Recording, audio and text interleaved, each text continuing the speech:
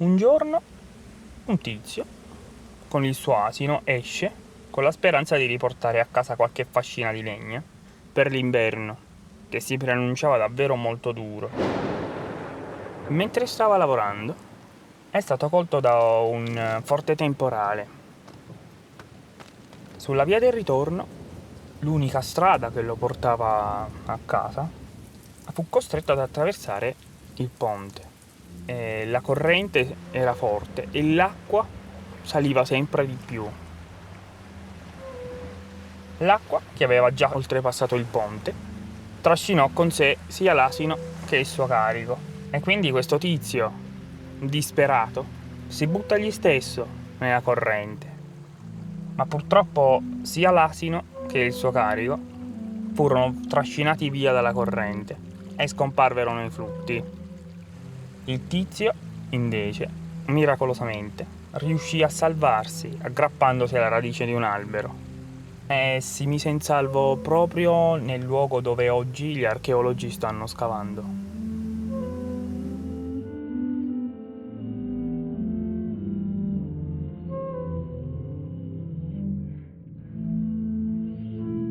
Alors aujourd'hui, nous avons décalé un petit peu le départ à 8h moins quart, car hier soir il y avait la soirée Rino Gaetano au gîte. Et ce matin, Félicien et Quentin ont bien avancé dans la VV3, il ne reste plus qu'un mètre et demi carré à fouiller. Pierre et Guido ont tamisé toute la journée, ils ont fini tous les sacs d'hier. Quant à nous, sur la VV1, bon, on a continué, on a ouvert les carrés AB de la bande des M. Et ensuite, on a trouvé quelques éclats, mais vraiment rien de spectaculaire. Ce qui est intéressant, c'est qu'au tamisage, il n'y a pas grand-chose. Donc on va pouvoir accélérer un peu pour fouiller la plateforme. On a une journée de fouille assez classique, c'était un dimanche. Et demain, c'est repos.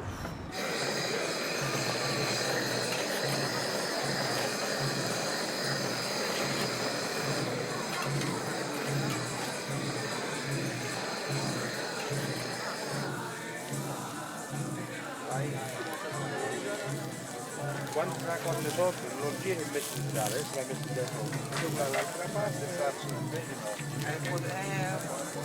poi quando le metti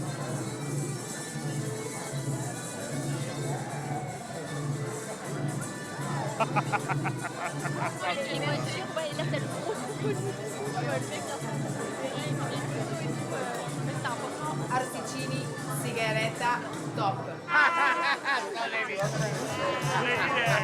Come andiamo? Buonasera.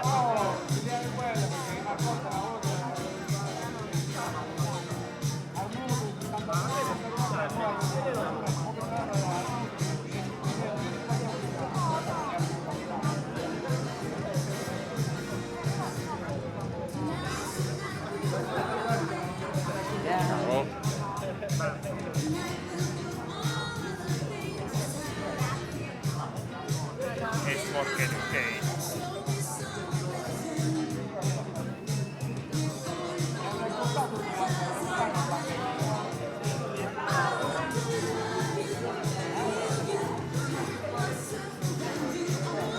Le fromage, c'est un petit peu. Ah ouais. Pas moi, mais j'aime bien. Parce qu'on est là.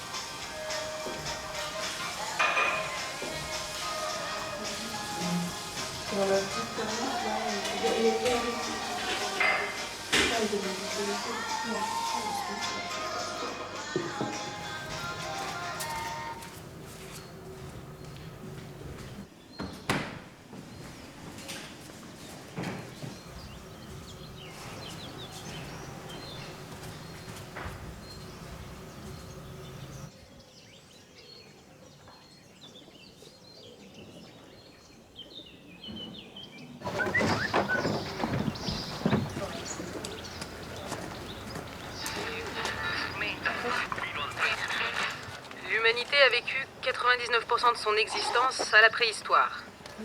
Alors, comment l'homme a-t-il fait pour vivre 3 millions d'années avec des outils en pierre? À mettre toute son ingéniosité, à les inventer, à les faire évoluer? Comment a-t-il fait pour accumuler ce savoir-faire technique, pour aujourd'hui réussir à téléphoner sans fil et partout dans le monde? Comment est-on passé de la maîtrise de la taille de la pierre à la construction de ces objets électroniques qui font partie de notre quotidien?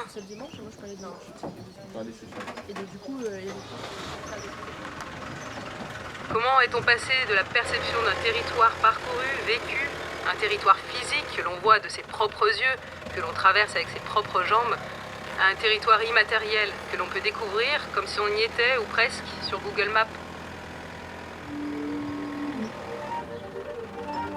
Comment hier on transmettait les savoirs techniques de mère en fils, d'homme à homme? Comment aujourd'hui j'apprends à faire mes pâtes grâce à un tutoriel posté sur YouTube?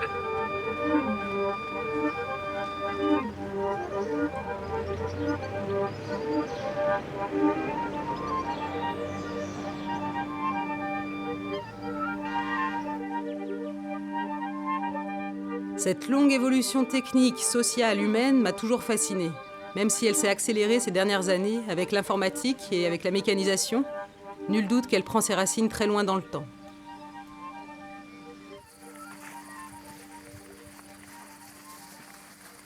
Valle Giumentina est un petit miracle quand on y pense. Un miracle de la géologie, puisque grâce à la tectonique locale, tout le bassin s'est retrouvé soulevé en même temps que le massif de la Maiella et s'est retrouvé préservé des grandes érosions. Il est maintenant suspendu et entouré de profonds canyons de part et d'autre. Des sédiments ont rempli le bassin sur plus de 70 mètres d'épaisseur. Un petit fossé de 25 mètres de profondeur s'est ouvert récemment, peut-être il y a 50 000 ans. C'est grâce à lui que l'on peut accéder aujourd'hui aux sédiments anciens de Valle Giumentina.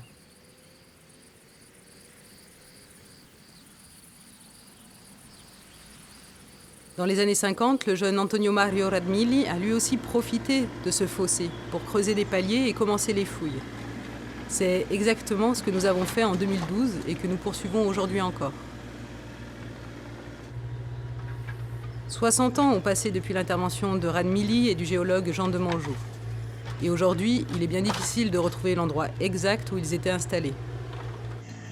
On voit bien avec les photos des années 50 qu'ils se trouvaient au milieu du fossé, sur un éperon comme le nôtre, mais celui-ci a certainement disparu dans un glissement de terrain.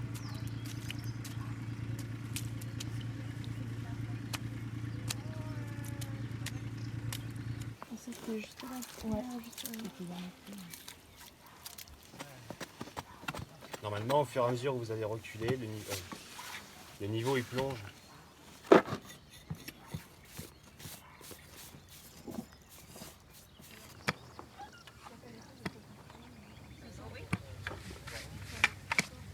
Come si dice? Naso, nez.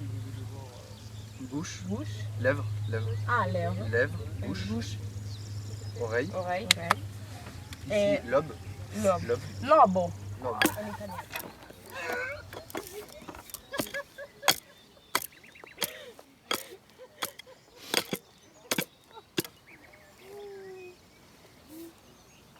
Che cazzo ti ridi, stordellini? Che hai fatto? Che hai fatto, Caterina? Che hai fatto? Mi ha messo un secchio in testa. Chi?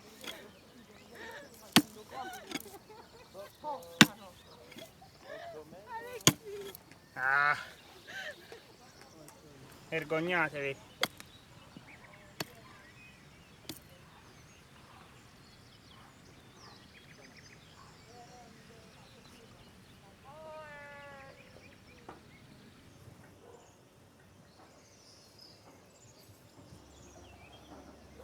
Jour 52.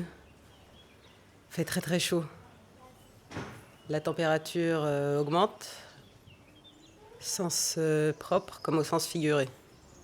Les pauvres, je les ai mis devant à fouiller en pensant qu'il ferait moins chaud le matin. Bon, finalement, ils ont cramé. J'ai toujours voulu comprendre comment l'homme s'adaptait aux grands changements climatiques. Aujourd'hui, par exemple, c'est même devenu une question politique.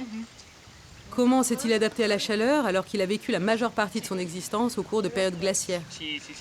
Il est bien plus difficile de s'adapter à la chaleur qu'au froid. Le froid, on a le temps de le voir arriver. Les réchauffements, eux, au contraire, sont plus soudains.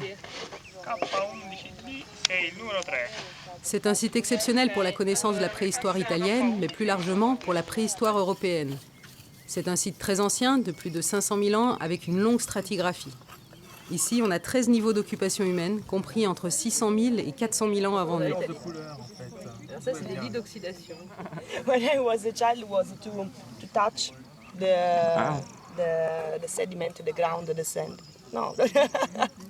And that's a thing I still love when I dig, to touch and to feel the sediment. Okay. That's the best, I guess. Très peu de sédimentation, mais c'est au même endroit.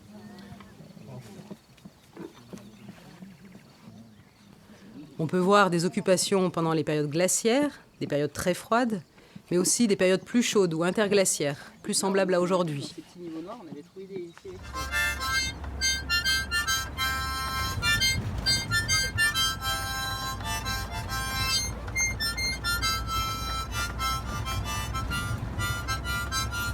Prendi due parti della monti con un cilindro e c'ha due parti, sopra la No.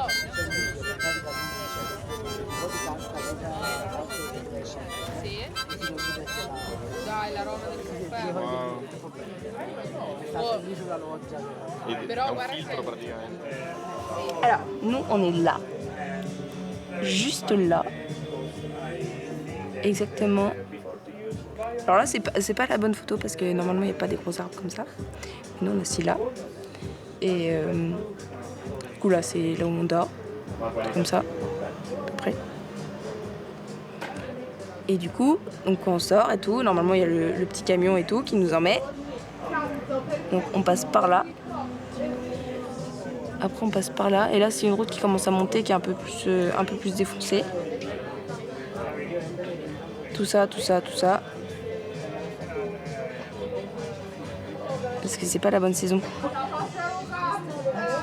Et normalement, t'as des genêts, mais partout, quoi. Partout. C'est tout jaune. Du coup, là, on arrive sur la route en terre. La route avec plein de bosses qui te secouent, mais quand t'es dans le camion, quand t'es au fond du camion, c'est horrible. Mais c'est marrant. Du coup, là, tu remontes. Et en gros, c'est pas ce chemin-là. Il y a un autre chemin là, toc. Et nous, on se gare là.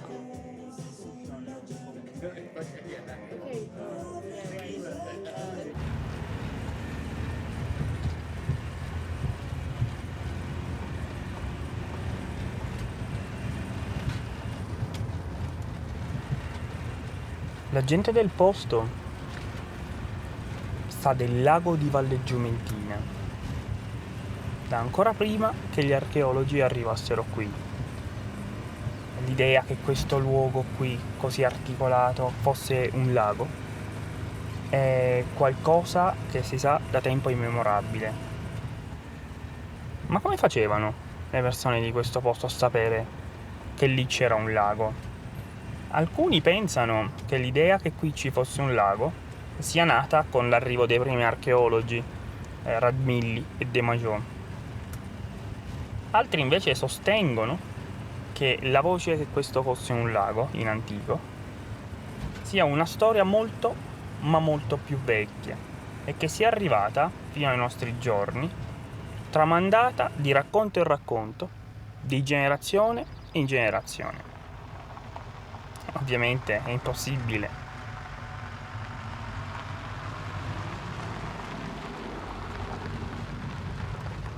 Magari chissà, l'idea del lago è nata osservando la forma delle valli e delle montagne intorno al sito di Valle Giumentina.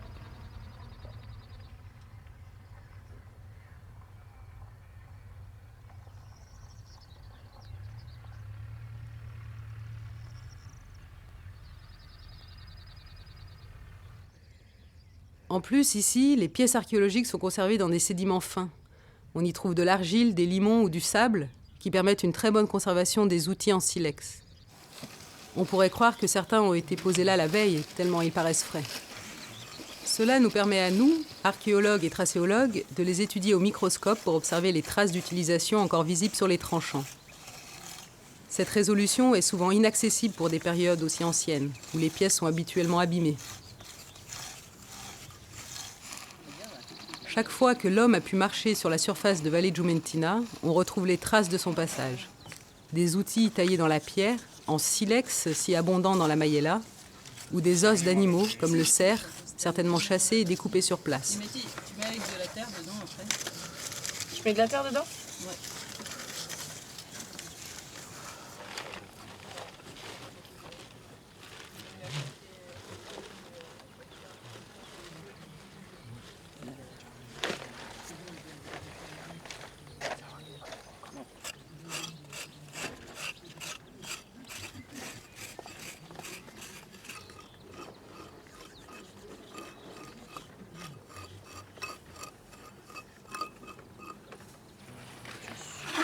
T'es tout seul, hein?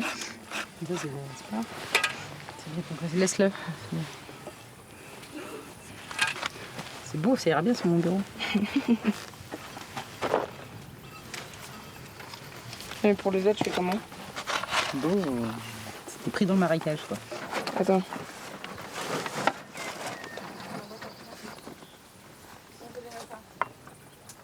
C'est dans le 07. Dans le 07. À cette époque, il semble que ce soit Homo heidelbergensis, l'ancêtre de Néandertal, qui occupe l'Europe de l'Ouest. Du coup, pendaison... Pendage. À Valle Giumentina, on le retrouve aussi en période glaciaire, alors que sur beaucoup d'autres sites, seules des occupations en période interglaciaire sont conservées. Il faut dire qu'ici, on est au centre de l'Italie, au sud de l'Europe. Et peut-être qu'à l'époque déjà, quand il faisait bien froid à Paris, c'était plus agréable de vivre ici. Viva la vida. Un mondo diverso. Chissà chi vivrà, vedrà.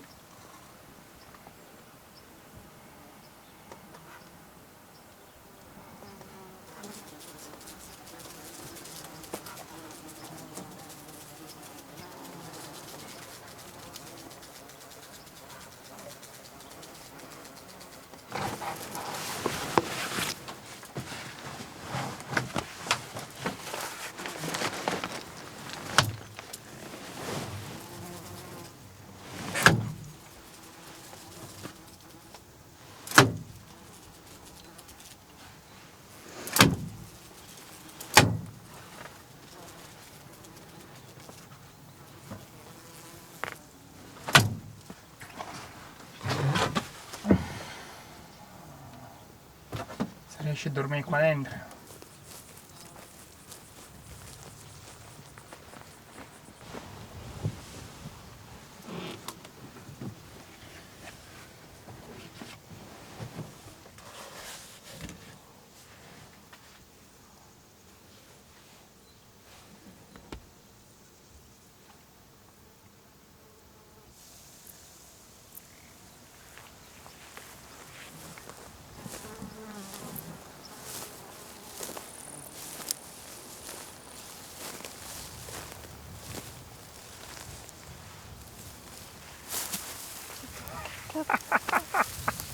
Hola!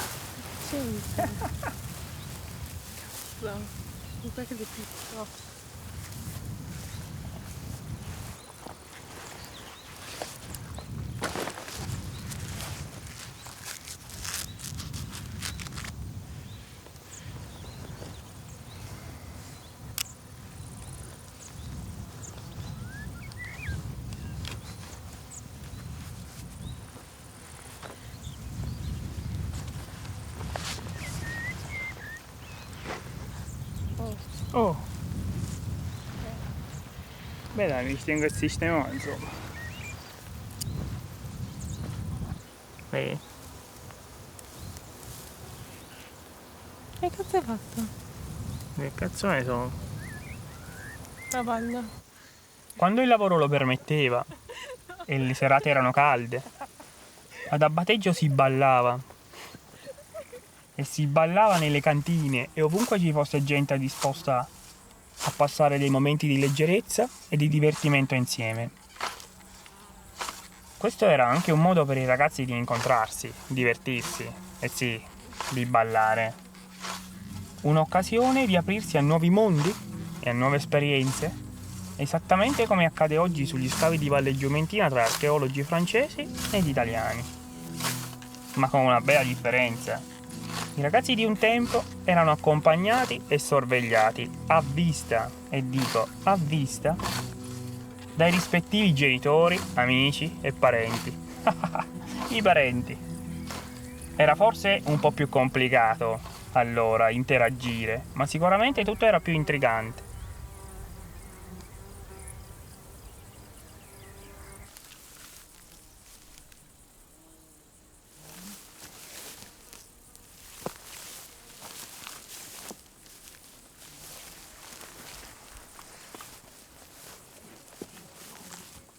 Sulla sinistra.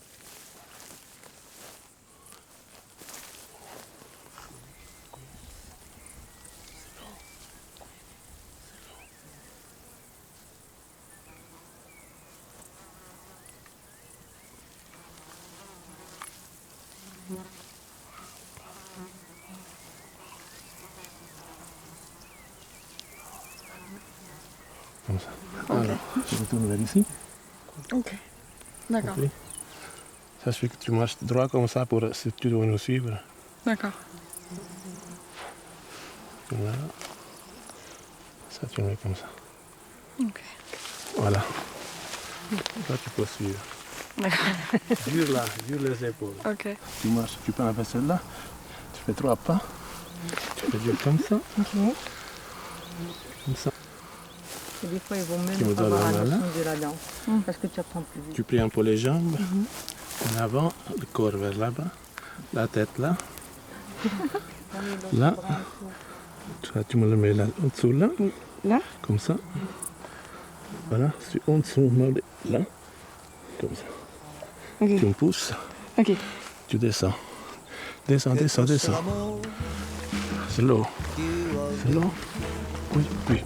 Ti sferza il suo lamento sulla ghiaia del viale del Camone. 3 e Alla carica. matta gelata Marche. che ha perso il suo gazebo. 3 Guai e alla carica. stagione è andata all'ombra del lampione San Susino.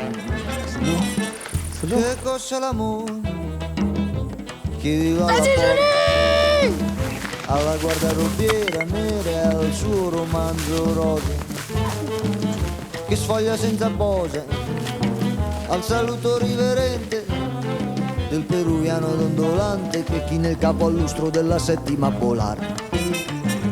Ai permette signorina, sono il re della cantina, volteggio tutto crocco sotto i lumi dell'arco di San Rocco. Ma Vodafone messaggio gratuito. Il numero selezionato è inesistente.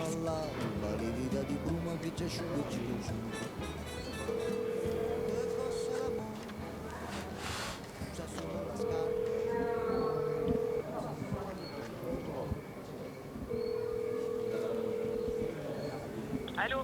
Ouais, ça va? Allô? Oui, tu m'entends? Oui, je t'entends. Tu m'entends pas, toi? Si, c'est bon. Et c'est où que t'es, là? Là, je suis à... Et nord, sud, île? Alors, en gros, je suis dans la province de Pescara, dans les Abruzzes. C'est une région de l'Italie. Et en gros, en fait, Ouais. t'as Rome. Tu vois où c'est, Rome, à peu près? Et ben, c'est à l'opposé, Oui, quand même. de l'autre côté. D'accord. L'autre côté, sur l'autre côte? Puis le site, il est trop cool. Genre, en fait, t'es dans la montagne, mais genre au milieu de rien, quoi. Et t'as la montagne... T'as la montagne juste en face de toi. C'est une énorme montagne Je sais pas combien elle fait de... Enfin, combien elle est haute, mais genre... quand je suis Ouais, quand je suis arrivée, il y avait de la neige sur le sommet, quoi. Ah ouais? Ah, trop bien. Moi aussi, j'ai plein de photos à vous envoyer. Plein. Là, le site, il est entre 400 000 et 500 000 ans, en gros, qu'on fouille. Et c'est c'est du vieux, quoi. C'est du paléolithique inférieur. Et du coup, y a eu plein de trucs qui se sont passés entre les différentes occupations. Du coup, t'as eu des rivières qui sont passées, il y a eu des lacs, ou plein de trucs. Et du coup, ça, tu le vois sur la coupe, quoi. En fait, en gros, ça fait différentes couleurs, différentes matières, différents trucs. Et du coup, là, ce qu'on fouille, en gros, on n'a pas on n'a pas trouvé encore de pièces qui ont été taillées. Enfin, en gros, on cherche les bifaces, quoi. Parce que même quand tu fouilles et que tu trouves rien, moi j'aime bien. Il y a un truc dessus. Je sais pas, ça me paraît très petit pour être d'origine fonctionnelle. C'est vraiment... On peut essayer de zoomer un peu. Tu vois ? Là, c'est la même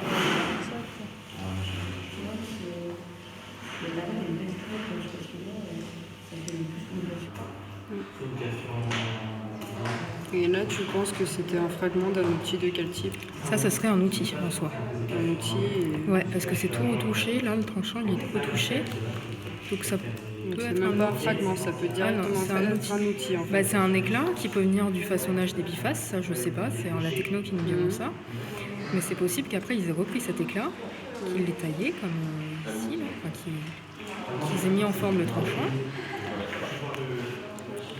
Et qu'ensuite, du coup, ça soit utilisé comme outil, alors qu'à la base, ça aurait pu être un déchet. Tu vois, ça c'est un bulbe sur un site. D'accord, ok. C'est là que ça Et du coup, après, si tu regardes bien, comme ta l'onde de choc qui va comme ça, t'as des espèces d'ondes, tu revois les ondes de choc dans le silex à certains endroits. T'as les ondes de choc qui sont concentriques, et t'as des micro-fissures en fait qui sont radiales. Tu vois, c'est-à-dire que t'as ça, comme ça, et puis t'as des micro-fissures qui sont comme ça. Qui indiquent en fait voilà, ça indique aussi la direction. Ça, c'est ce qu'on appelle des stigmates. C'est des stigmates qui permettent de savoir comment on a taillé. Et c'est utilisé pour savoir justement comment ça a tapé Quand on parle de lecture technique et d'analyse des pièces en lithique, c'est ce genre d'observation qu'on va faire. Qu'on va compter, qu'on va classer, tu vois. C'est très jargonnant, mais c'est voilà.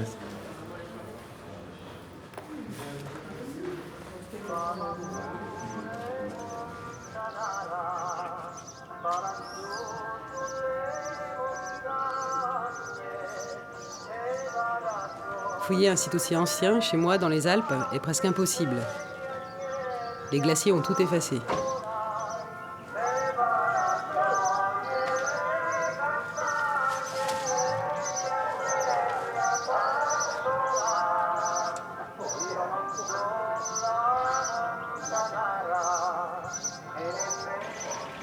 À Valle Giumentina, j'ai la chance de retrouver un site qui correspond à ceux que j'ai étudiés pour ma thèse en Europe de l'Ouest. Le faire ici, dans cet environnement de montagne, avec des gens de la montagne, me fait sentir chez moi.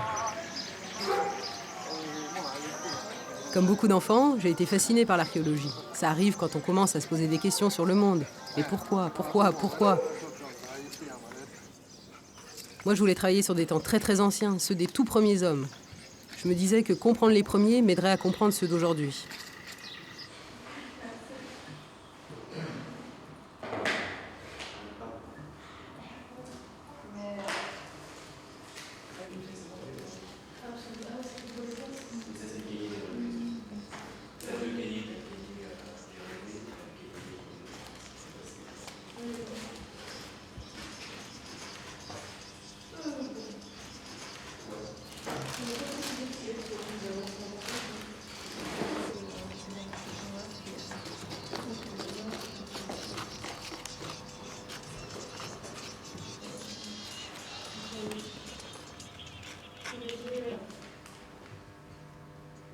C'est vraiment difficile d'imaginer, de se représenter la morphologie précise des paysages de la vallée de Giumentina il y a 500 000 ans. Les choses ont beaucoup évolué par la faute, mais aussi grâce à la tectonique locale, qui redessine constamment les environs. Puis du coup, Franca, elle a très très fortement senti un tremblement de terre, comme beaucoup d'entre nous. Moi, pas du tout. Anne-Marie non plus. Et en 5e, parce que le tremblement de terre, il a eu lieu à Campo di Giove, avec une magnitude de 3,2. Donc que je sache, c'est un des rares tremblements de terre dans la Mayella depuis bien longtemps. Donc on espère que ça ne va pas se reproduire. Voilà, ça va bien se passer. Tu vas perdre ton pari là En vrai. Moi t'as déjà perdu là. C'est quoi le pari ou pas Le pari c'est que Elle dit dans 10 minutes il pleut. Ombline elle devine quand il pleut grâce à ses genoux. Quand elle a mal au genou, il pleut. Non, mais ça n'a pas marché là. Du coup c'est ce camion quoi. On va verser ce camion mais avec les outils dans le camion déjà. Ouais. Il faut enlever la lunette Carlo dans le camion. Vers Siestos aussi. Parce qu'il ronfle Carlo donc. Si orage. Carlo il dort dehors. Mais je ronfle pas. Ah oui Carlo il est interdit de camion. Interdit. Voilà, mais je ronfle la Félix. Dès qu'il y a un coup de tonnerre, je me demande si c'est pas un terremoto. Parfois ça y est.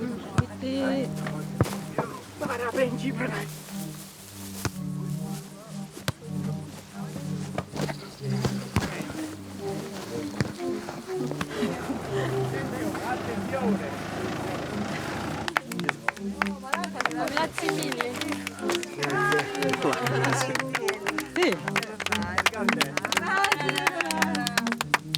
Dai, via. Allora, la lonza, la pancetta, la pizza, la focaccia. Vino. Ciao. Salute! Grazie. Vedi, questo non sa che hanno. A voi. Là. Distribuiamo poi il vino e il ponte. Oh, allora la festa quando la facete? Vino signora. Domenica 9. Domenica, cosa? Domenica. C'est bon? Trop bon fromage. Grazie mille. Le pancetta è troppo buono. Qualcuno bussa alla porta, io che non devo togliere giù. Raga, io vado al tamisaggio. L'orage arrive vite. Oggi a messaggio. Oh, noi ce la andiamo, li chiudiamo qua. Non va bene. Ma tu hai? Tanto pane.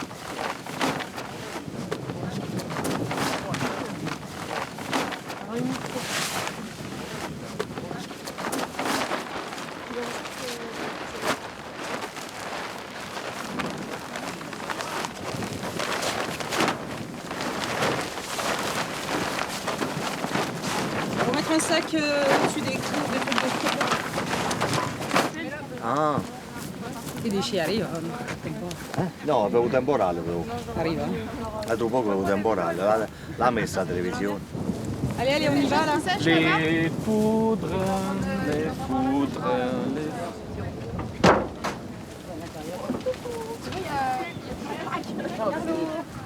Anne-Marie, tu veux prendre le kangou? Et quel est le loup?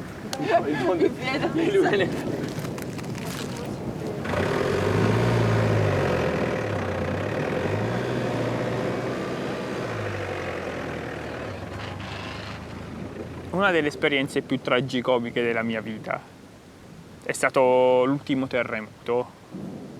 Ero a casa di un amico e mi trovavo poco distante da Amatrice, una ventina di chilometri a linea d'aria dall'epicentro del terremoto dello scorso anno. La sera incominciò in maniera molto tranquilla. Abbiamo mangiato gli arrosticini ovviamente e bevuto vino e grappa a fiumi. Nel corso della notte vengo svegliato praticamente da una serie di rumori tipo la casa che mi cade addosso e quindi ho cercato di mettere un piede a terra e di prendere grip, ma non ce la facevo perché ballava tutto. Il mio amico è venuto a sincerarsi del fatto che io fossi stato ancora vivo, trionfo di bestemmie e di parolacce senza senso, e mi ha visto che cercavo di domare il letto nel terremoto e ha detto ah ok sei qua, e mi ha richiuso dentro, quindi mentre cercavo di scappare sono stato anche richiuso dentro questa stanza.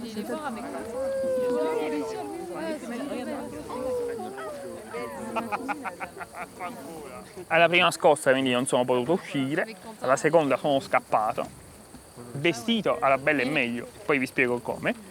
E quindi praticamente mi infilo in macchina e mi faccio un giro per il paese per vedere com'era la situazione. Mi ero reso conto fin da subito, visto che avevo già avuto esperienze in passato che questo era stato un terremoto devastante. Siamo tutti accampati, io, il mio amico, la sua famiglia, i suoi vicini di casa e quindi sostanzialmente tutto il paese di fronte al piazzale di un santuario.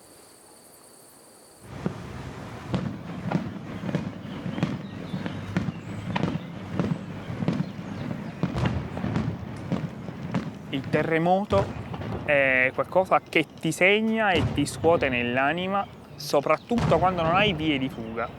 Quando lo becchi che sei dentro casa, cerchi di scappare, hai l'obiettivo di scappare via di casa per metterti in salvo. Quando lo becchi, vedi la gente che scappa dalle macchine come pazzi, che cercano aiuto e che non sanno dove andare, perché non hanno più l'obiettivo di mettersi in salvo, ma sono totalmente presi dal panico perché sanno che ormai non hanno più obiettivi quando fa il terremoto, perché se ti becca per strada puoi solo scappare intorno alla macchina come un coglione. E ho visto cose di questo tipo, quindi tipo gente che dormiva con i piumoni addosso, i capelli tipo a cipolla, così, veramente sconcertante. E mentre le radici delle piante degli alberi mi sbattevano sotto i piedi, in questo modo, così, e tu sentivi veramente la forza della natura che ti scuote le fondamenta dell'anima, e vedevo le chiome degli alberi che mi venivano in faccia. È stata una cosa veramente, ma veramente brutta.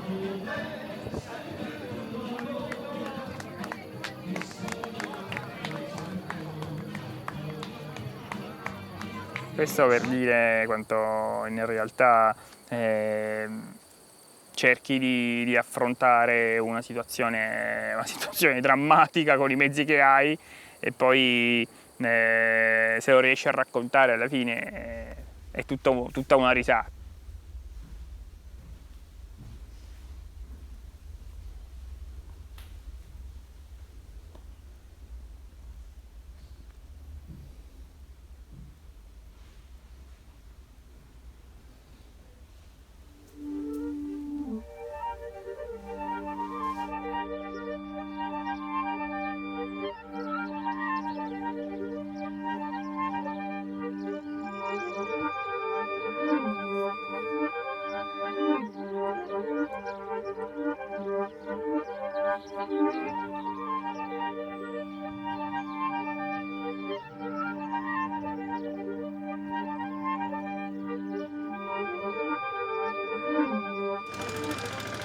Nella valle delle capanne di Pietrasecco c'è un ponte con un grande arco, un ponte in pietra costruito con il calcare della Maiella.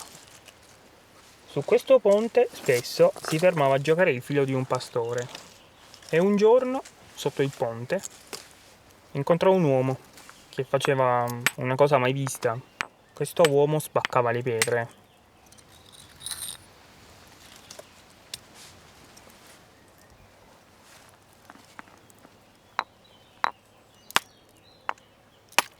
Il ragazzo, incuriosito, il giorno dopo tornò nuovamente al ponte e vide che quest'uomo continuava a spaccare le pietre e lo spiò. E così accadde per diversi giorni, finché lui si rese conto che questo uomo non spaccava semplicemente le pietre, ma le tagliava e conferiva alle pietre una forma per realizzare dei veri e propri oggetti.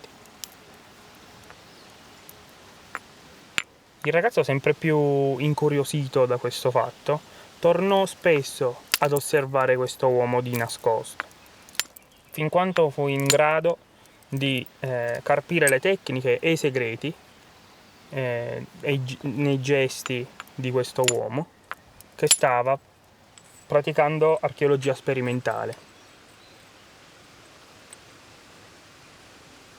L'ultimo giorno questo ragazzo andò sul ponte, ma fu scoperto da quest'uomo che spaccava la pietra e l'uomo lo affrontò e gli disse: complimenti, mi hai fregato.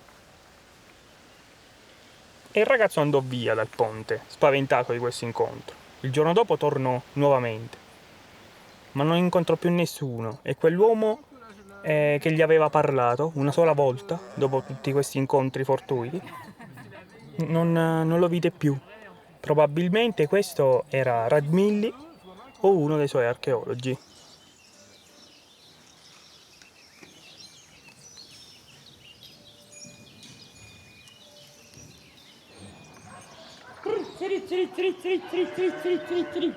All'età di 9 anni questo ragazzo sapeva già tagliare la pietra e realizzare i bifacciali. Sfruttava questo tempo per affinare le sue tecniche di taglio della pietra.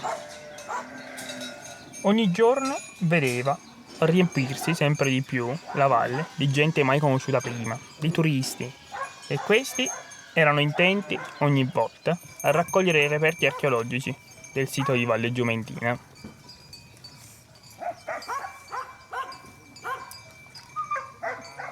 Il giovane ragazzo capì immediatamente che l'interesse dei visitatori era legato all'esistenza di quei reperti che lui stesso sapeva produrre. Pensò di incominciare a costruire in maniera seriale e a realizzare oggetti e a nasconderli nel terreno in maniera tale che sempre più visitatori potessero trovarli. Com'è quello tempo? Hai calciacolo, no? Che ho caldura del va. Che non hai aria. Sai, in zona si dice che i bifacciali e le schegge che lui realizzò nel corso della sua giovinezza oggi sono esposti nelle teche e nelle vetrine dei musei di mezza Italia. E in più si dice che attraverso un sistema naturale quest'uomo era in grado di riprodurre una patina per simulare la differente antichità degli oggetti che oggi troviamo nei musei.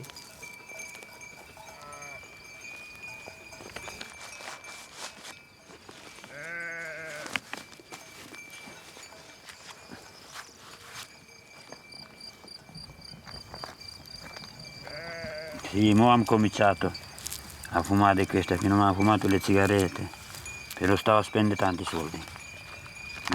Ma faccio imparare. Il faut imaginer que toute la vallée est un site archéologique.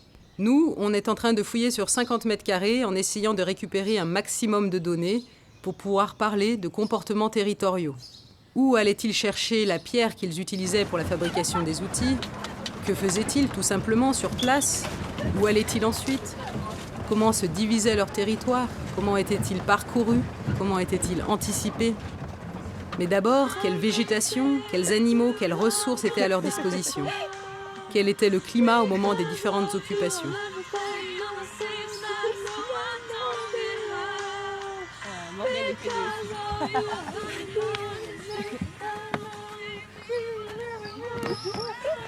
Because of you,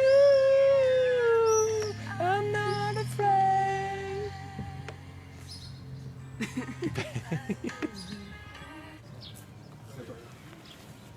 Et que donc... Ça fait longtemps que je me suis pas regardée dans une glace.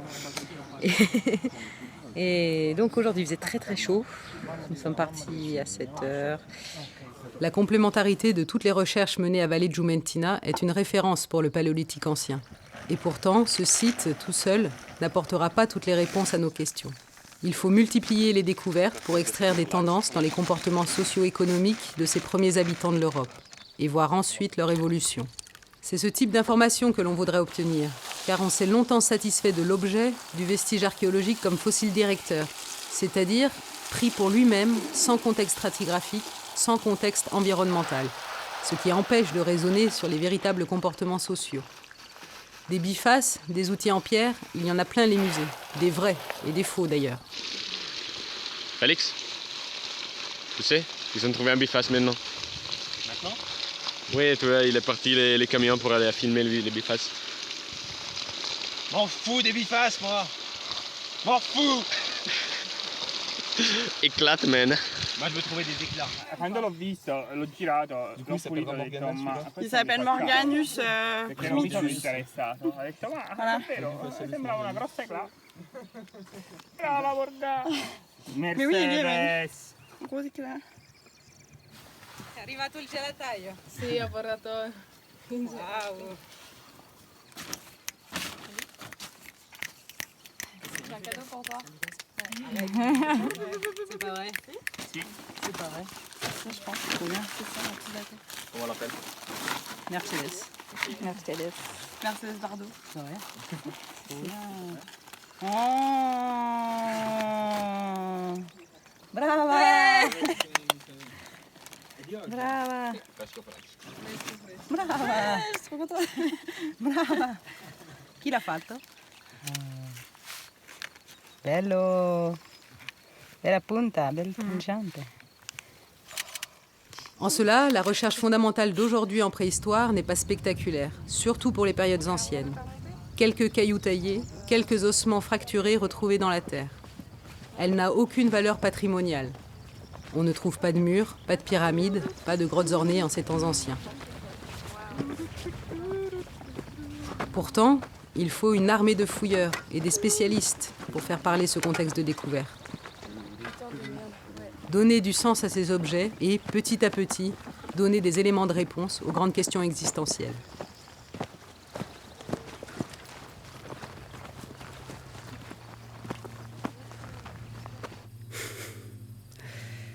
Vas-y. On est le 8 juillet. Il est 11h30. Je ne tiens plus debout.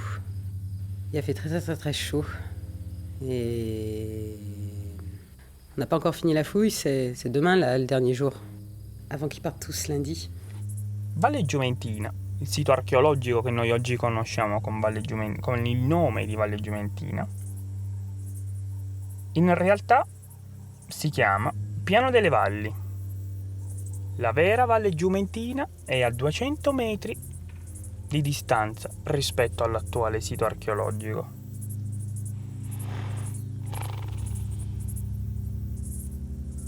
Valle Giumentina forse è stata chiamata così perché le montagne intorno a questo sito ricordano il profilo di una giumenta.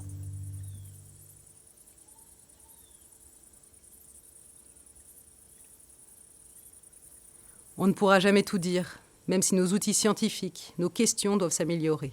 Comme elle est fine, la pointe, tu vois. Qui, de la femme ou de l'homme, taillait les bifaces? D'ailleurs, est-ce que cette question est intéressante? Croyait-il en Dieu? Et alors? On n'aura jamais d'image véritable de ces groupes humains, comme on les a de la joyeuse bande d'archéologues qui chaque année se retrouvent à Abateggio. Filmer les hommes d'aujourd'hui, leurs gestes, leurs traditions, comme pour accéder aux gestes d'hier. Parce qu'il y a bien un lien entre l'éclat de silex et le smartphone. Parce qu'il y a bien un lien entre Radmilly et nous-mêmes. Parce qu'il y a bien un lien entre mes recherches et celles qui adviendront. Parce qu'il y a bien un lien entre l'homme d'hier et celui de demain.